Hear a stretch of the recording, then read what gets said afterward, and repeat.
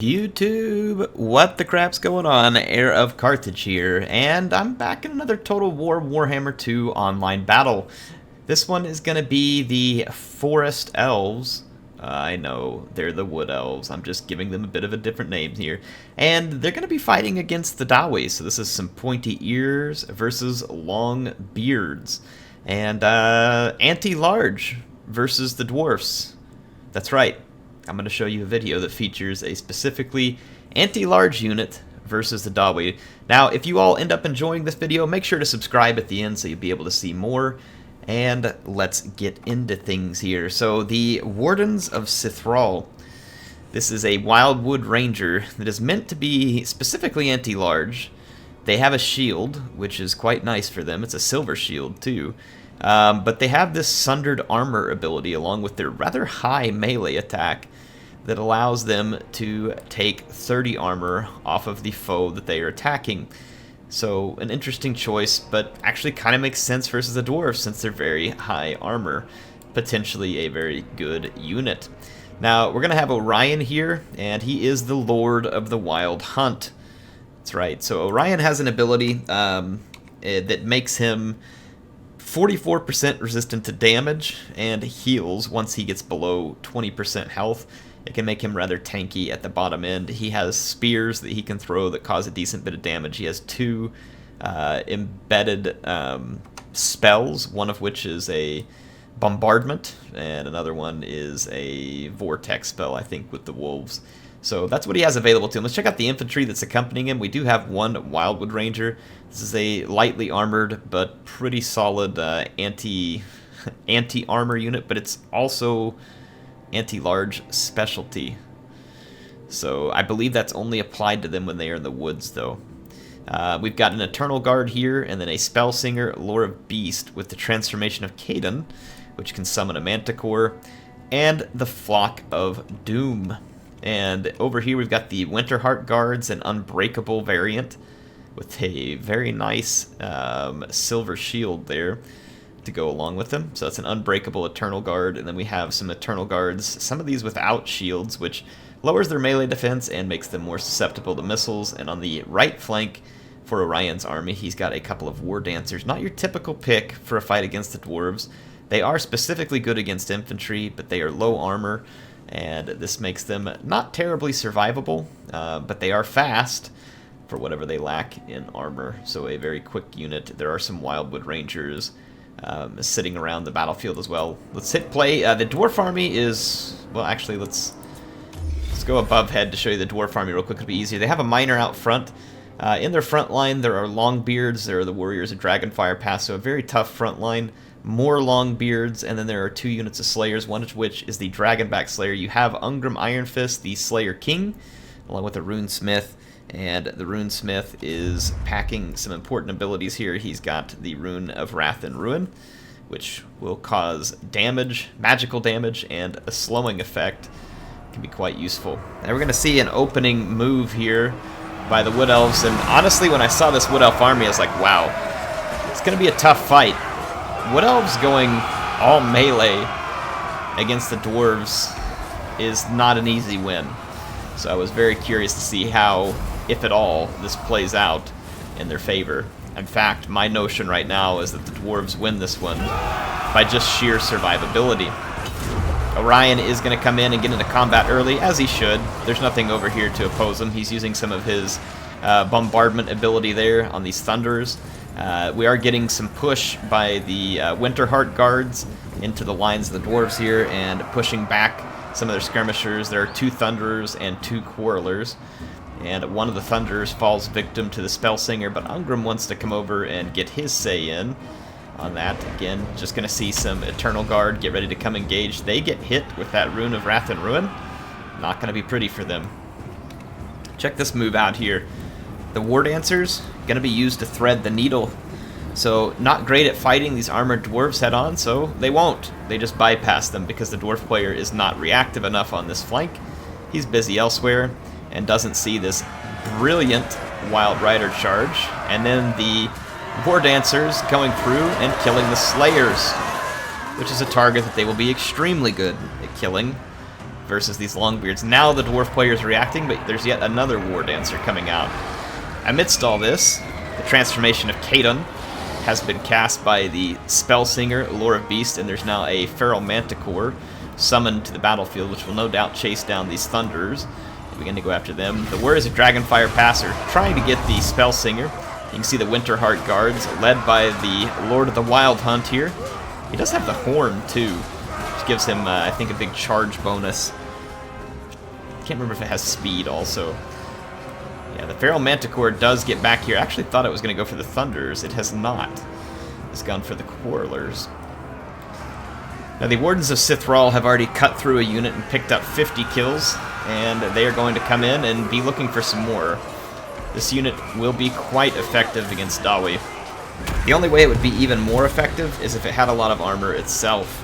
If it did, then it would be pretty much immune to the Dwarves, other than what you're seeing here, which is a Wrath and Ruin. But it nerfs their armor, and they are getting significant attacks in on the Dwarfs.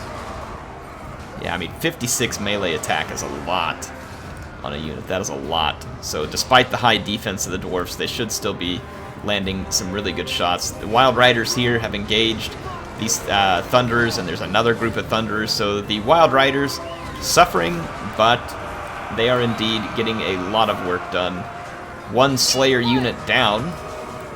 The War Dancers did manage to get it. The other War Dancers are avoiding a fight and waiting for an appropriate one, and some Eternal Guard out here have defeated some miners. Meanwhile, back over on this flank, the Winterheart Guard is now overwhelmed without the help of their lord, but they did a pretty good job of hanging in this fight forever because they are unbreakable. And then the Wildwood Rangers here, kind of depressingly not effective, really. They have really nice armor-piercing damage, but their lack of armor and low melee defense, I say low, 38, it's not awful, but, I mean, obviously it would be better if they were a shielded unit. Look, it's 48 for Longbeards, just to give you a comparison. Of course, Longbeards at only 30 melee attack, 48 melee attack on the Wildwood Rangers. Just not real impressed with the kills over here on the Wildwood Rangers. Winterheart Guard's about to give out. The Wardens of Sithral, on the other hand, have picked up 91 kills against, I don't know if it's all similar opponents. Those were Longbeards over in that fight, and they're pretty strong. Now over here, a moment ago, Ungram has used his Red Ruin ability, and he ruined Orion, and that's why Orion's sitting in the background laughing and throwing spears at him, because Ungram came in there and was totally going to kill him. But Orion reminded Ungram that he is a dwarf and slow at best. And very slow at worst. So Orion's just going to sit back and hurl spears indiscriminately into the fight and wait for his opportunity. The War Dancers have kind of gotten stuck here. There's no way out, but fortunately for them, their lord is hurling those spears in and getting quite a few kills on this blob.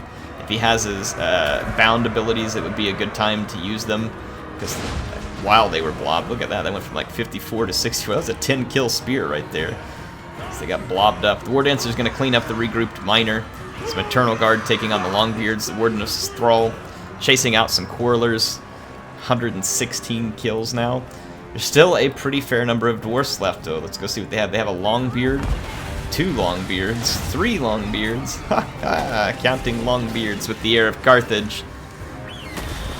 Gonna have a standard Doom Flock there, and then the Spell Singer is going to dive bomb these units to try and single them out. And that spear is sticking in the shield of one of these Dawi. That has got to be a heavy shield to carry at this point. He's like got a tree stuck in his shield. But hey, it worked. What a shield. Dawi Shield Company. It's an advertisement for you. Not very much infantry left for the Wood Elves. You're going to see a bombardment spell from Orion, but it's too late. The Dwarves have already moved from the spot. And I like that these War Dancers are trying to stay in front of this Dwarf blob. They will get wrecked by it, and I like that they're out here cleaning up very important units like this Dragonback Slayer who deals poison damage, but the War Dancers should still do quite well in finishing up this unit. This unit has killed a lot of Slayers. It hasn't picked up a Chevron, though, interestingly enough. Wildwood Rangers was defeated, but now regrouped with only 9 elves left in that unit, and then the Wardens of Cithrall are moving in. The War Dancers start to get worn out there by a Wrath in Ruin, but then there's a Doom Flock. And the Wardens are going to come in to see if they can make a final stand against the Slayer King and his Longbeards. Meanwhile, in the background, while the Slayer King is busy, here comes Orion and his Spellsinger ganging up on the Runesmith. And Ungram realizes his folly and decides to come do something about it. But, again, he'll be reminded that he is slow. Very, very slow. Apparently a steady diet of greens and forest mushrooms allows Orion and his army to be considerably faster than the dwarves. Ale, barley, and meat diet. I would hate to understand what a clogged toilet smells like in the realm of the dwarves. But then again, if you're living in the woodland realms, maybe their bodies have a way to deal with all of that water and fiber so that it's not a constant state of diarrhea and psychedelic shrooms. Yeesh. It's a rough picture, folks. Only I would get into such a discussion in Warhammer 2, while no one else probably considers what the bowel movements of each individual races are like.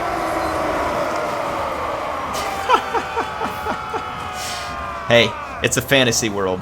Anyway, Orion is still hurling what's left of his spears, and that was the last one. He is up to 98 kills. There's still a pretty considerable dwarf force here, though they are running out of infantry units to surround their leadership, which could leave them very vulnerable to some hit-and-run attacks by Orion and the Spellsinger.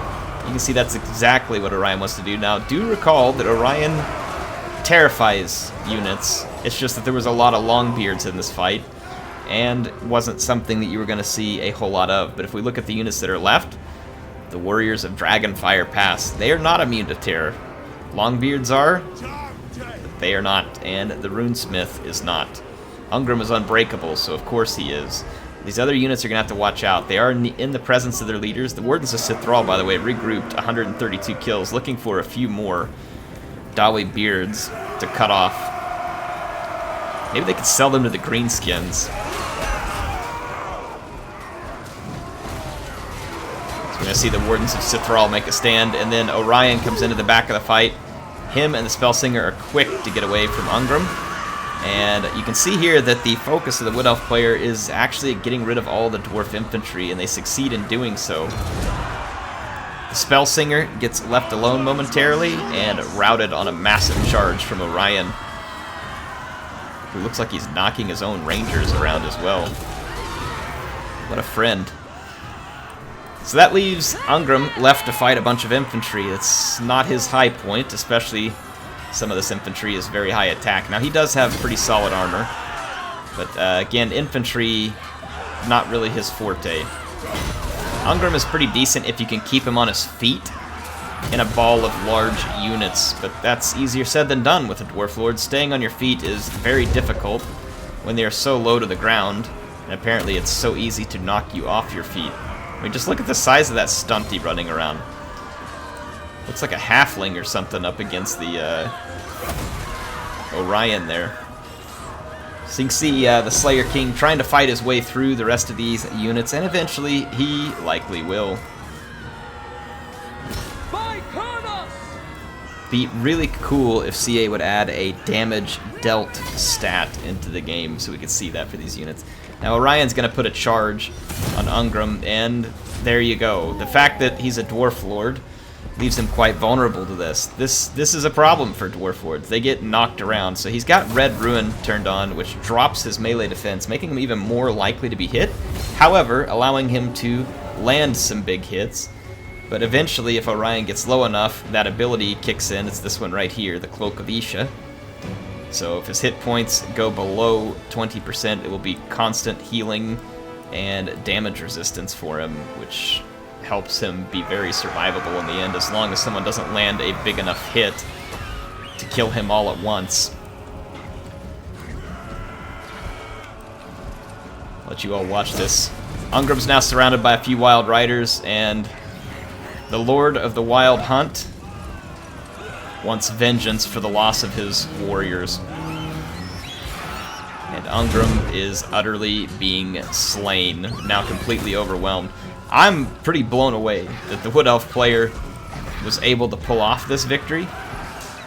Pretty surprising. Like I said, whenever you have that much dwarf armor to cut through with a Wood Elf rush army, it is a task, and it's no small task. It's quite difficult because the Wood Elves just really aren't built for that type of play. They do have a few benefits working for them, and the fact that their Eternal Guard are armor piercing. It helps. Every little bit helps when you're going up against an armored army like the Dwarves. So very fun play here.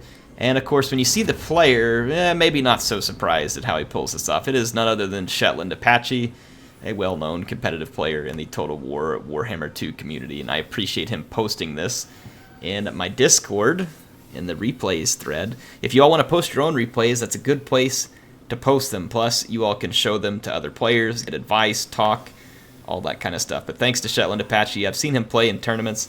Great player all around. I've probably played him at some point too, and if I did, I probably lost. I don't remember specifically, but he's a good player, and it's always fun to see these replays from these guys. Now, obviously, I think he was probably trying to have a little fun here with this build. Not something that I don't think you bring every day, but I really enjoyed seeing the Wardens of Sithral here. You get to do some work against the Dawi. Yes, it's an anti-large unit, and if you're someone like me who probably thinks a little too inside the box sometimes, I would never think to have picked this unit, but that sundered armor ability is very handy versus the Dwarves. Very handy. That is a lot of Longbeards over there, folks. That was 6 Longbeards you got to cut through with this army. That in and of itself is quite the feat. 120 kills on Orion, his Spellsinger racking up 75. A decent bunch of kills here from this Eternal Guard, though this is probably the one that took on the Miners. You can see that Longbeard's not the typical battle that you want Eternal Guard in with. The Winterheart Guards, again, not all that many kills, but nice use of the Wild Riders. Got in, eliminated the Dwarf Skirmishers, took them out of the picture. I really liked the use of the War Dancers to eliminate the Slayer. And then eventually the Dragonback Slayers, who performed quite well, by the way, were taken out by the other War Dancer as well. So a lot of nice Slayer kills on the War Dancers. And I really like the use of the War Dancers too. Don't throw them into that head-on armored fight with the Dwarves that they would obviously win. Thread the needle through the line, get into more significant fights, retreat when you shouldn't be there, and come back looking for the fight when it's the right time. Hey, I appreciate Party Pooper in this one. I do like kind of how he spread out his army. It can be difficult for certain factions to handle that when you get that dwarf army spread out. It can be risky too if they pick off your units a single bit at a time, but with long beards, probably not as big a worry. But the challenge with it, as you all saw with Party Pooper, is when he's all spread out like that, it's really hard for you to focus on any one given point of the battlefield. And Shetland Apache was able to take advantage of that several different times, and it ended up being a very close battle and a very fun one in the end. I appreciate both players who were involved. If you all enjoyed it, go up there, hit that subscribe button, click the notification bell. We are almost at 250,000 subscribers. That means lots of celebration coming up. I'm going to be doing a special live stream and special content with you all, as well as some giveaways. Go help me get there so that we can get this thing finalized, and you can be a part of a huge milestone on my channel. Thanks for all the support from everybody. Thanks again to Shetland for sending this one in, and I will see you all soon with some more Total War Warhammer 2 content.